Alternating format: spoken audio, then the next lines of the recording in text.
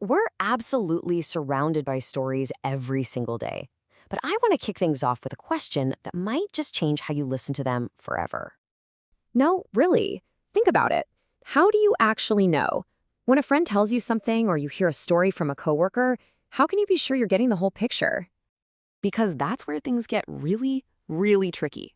The stories we tell about who we are, they're the most powerful and, let's be honest, often the most biased stories we'll ever come across.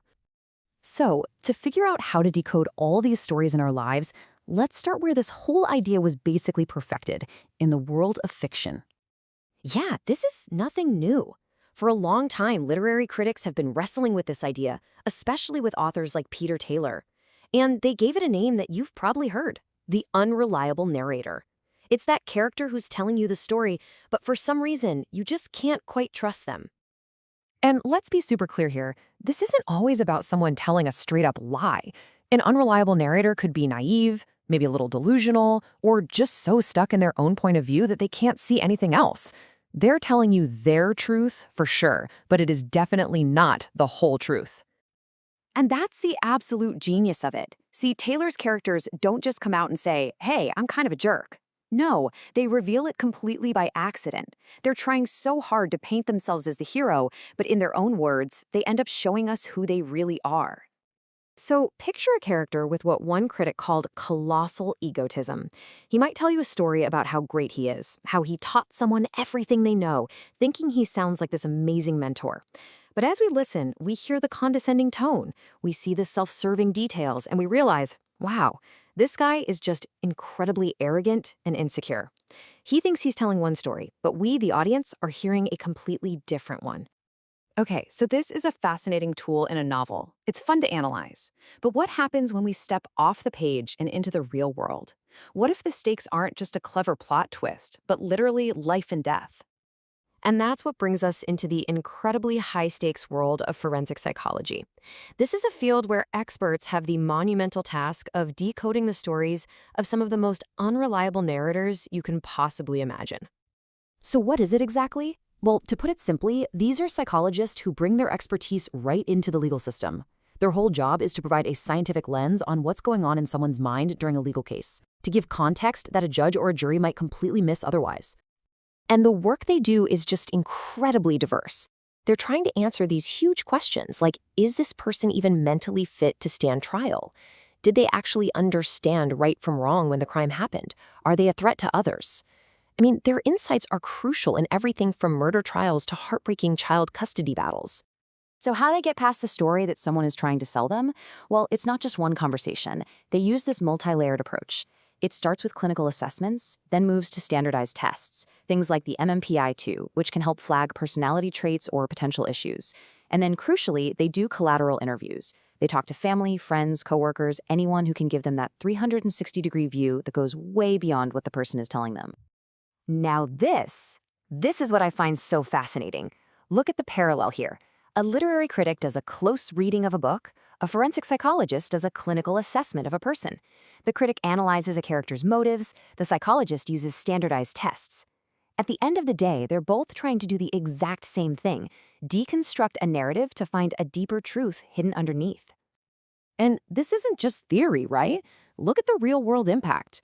In famous cases like John Hinckley Jr.'s assassination attempt on President Reagan, or the absolutely tragic story of Andrea Yates, the testimony from forensic psychologists completely changed everything. They forced the legal system to really grapple with the narrator's inner world, their mental state, their trauma.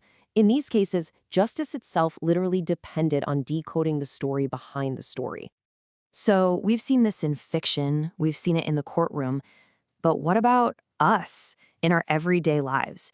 Let's bring this whole concept home and talk about one of the most common human challenges there is, just trying to make a connection with somebody new.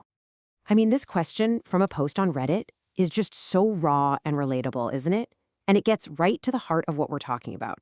Because here, the unreliable narrators aren't fictional characters or people on trial. It's all of us, trying to give advice, trying to explain the unwritten rules of just connecting with people. And look, right away, you can see the problem. You've got these two very popular pieces of advice. One person says friendship is all about commonality, not effort. You don't make friends, you find them. But then someone else says the complete opposite. You have to put in the effort, be direct, tell people you're looking for friends. So who's right? Well, the truth is, neither of them is universally reliable. They're just telling a story based on their own personality and what's worked for them. But here's the cool part.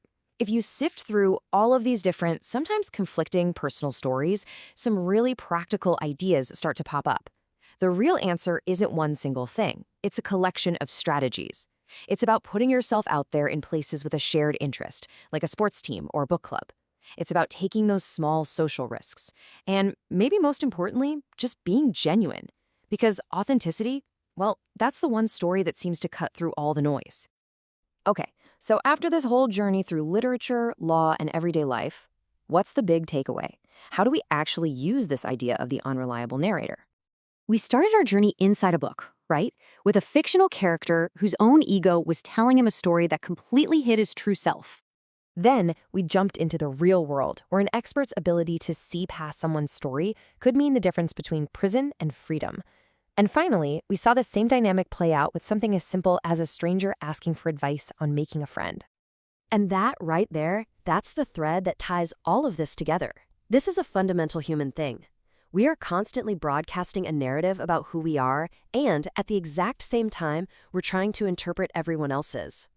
So here's what I want to leave you with. Realizing that everyone is, to some degree, an unreliable narrator, that's not a cynical thing. I actually think it's a kind of superpower.